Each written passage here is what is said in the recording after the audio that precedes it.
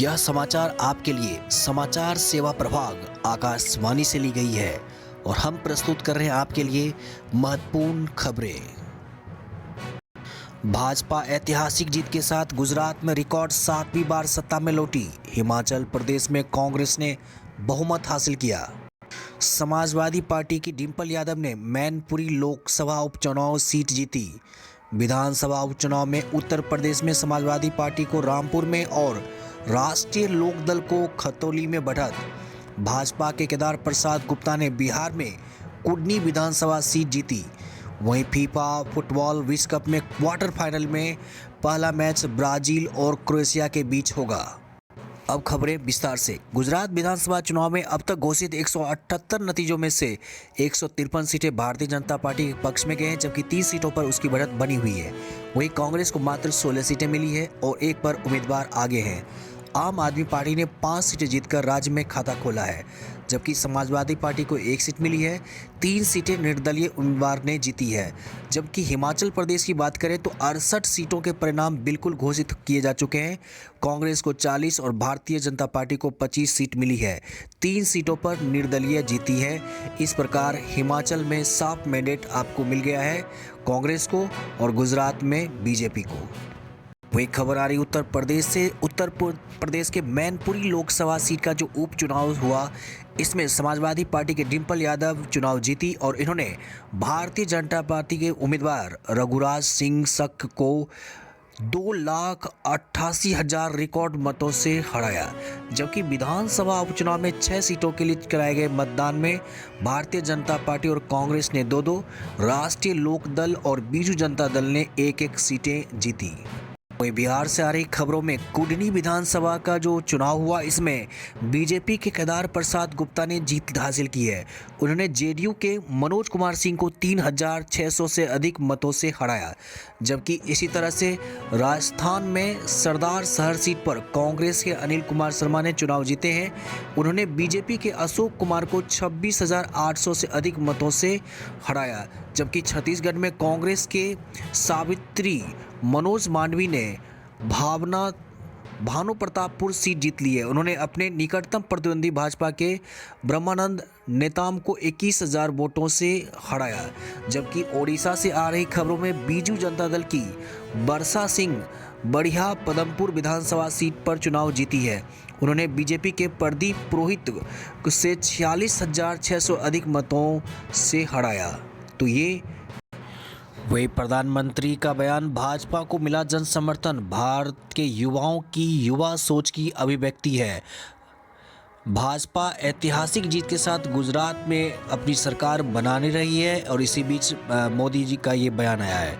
केंद्रीय मंत्री ज्योतिरादित्य सिंधिया की अध्यक्षता में गगन जीपीएस प्रणाली पर विशेष चर्चा की गई।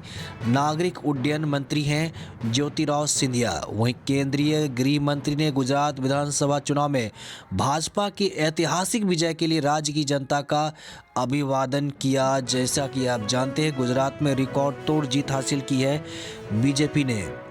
प्रधानमंत्री ने गुजरात में भाजपा की अभूतपूर्व विजय के लिए लोगों से धन्यवाद ज्ञापन भी किया। वहीं आपको बता दें, वन्य जीव संरक्षण संशोधन विधेयक 2022 संसद में पारित किया गया, जबकि यह लोकसभा में पहले ही पारित हो चुका था। वन्य जीव संरक्षण संशोधन विधेयक 2022 जो कि राज्यसभा में प्रस्तुत किया गया।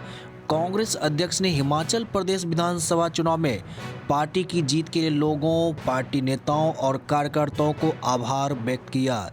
ये है कांग्रेस अध्यक्ष मल्लिकार्जुन खड़गे। बहुत ही अच्छी पहल है और ये कांग्रेस का अच्छा कह सकते हैं, लेकिन फिर भी बीजेपी ने भी अच्छी बढ़त बनाई। लेकिन अंततः यहाँ हिमाचल की जनता को मैं बहुत धन्यवाद ज्ञापन करना चाहूँगा, क्योंकि वहाँ पर बार बार सत्ता परिवर्तन होती रहती है। एक बार मौका मिलता है बीजेपी को तो फिर कांग्रेस को, और जहां सत्ता परिवर्तन बार बार होता है वहां विकास की संभावना काफ़ी अधिक रहती है। महाराष्ट्र के मुख्यमंत्री ने भाजपा के पक्ष में बड़ी संख्या में मतदान करने के लिए गुजरात के लोगों को भी बधाई दी है। महाराष्ट्र के सीएम एकनाथ शिंदे ने ये बातें कही है। देश में खेलों को बढ़ावा देने की आवश्यकता और सरकार द्वारा उठाए कदमों पर लोकसभा में चर्चा की गई। भाजपा के सुमेधानंद सरस्वती ने ये बातें कही। सरकार ने कहा कि यूपीएससीएल ने पिछले 3 वर्ष के दौरान 13,122 उम्मीदवारों की नियुक्ति की सिफारिश की है। गुजरात विधानसभा चुनाव में भाजपा की जीत इसकी नीतियों से लोगों को विश्वास प्रदर्शित करती है। ये है बीजेपी अध्यक्ष जेपी नड्डा। सरकार ने 2024 तक 22 लाख रेहड़ी पटरी वालों को पीएम ट्रस्टी वेडर्स आत्मनिर्भर पीएम स्वनिधि योजना का लाभ दिलाने का लक्ष्य निर्धारित किया है। लोकसभा में एक लिखित उत्तर में आवासन और शहरी कार्य मंत्री कौशल किशोर ने ये जानकारी लोकसभा के सामने पटल पर रखी। वहीं अंतर्राष्ट्रीय खबरों की बात करें तो अमेरिका के इंडियाना प्रांत ने सोशल मीडिया ऐप टिकटॉक पर मुकदमा दायर किया। यहाँ पर है जनरल.रेतिका ने टिकटॉक की मूल कंपनी बाइटडांस पर राज्य के उपभोक्ता संरक्षण कानून के उल्लंघन के कारण केस दायर किया। रूस की राष्ट्रपति व्लादिमीर पुतिन ने चेतावनी दी है कि परमाणु युद्ध का खतरा बढ़ रहा है। रूस की वार्षिक मानवाधिकार परिषद की बैठक को संबोधित करते हुए श्री पुतिन ने यह बात कही कि यूक्रेन में विशेष सैन्य कार्रवाई की प्रक्रिया बहुत लंबी हो सकती है।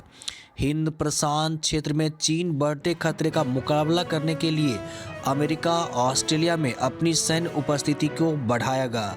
अमेरिका के रक्षा मंत्री लॉयड ऑस्टिन ने ये बातें कही।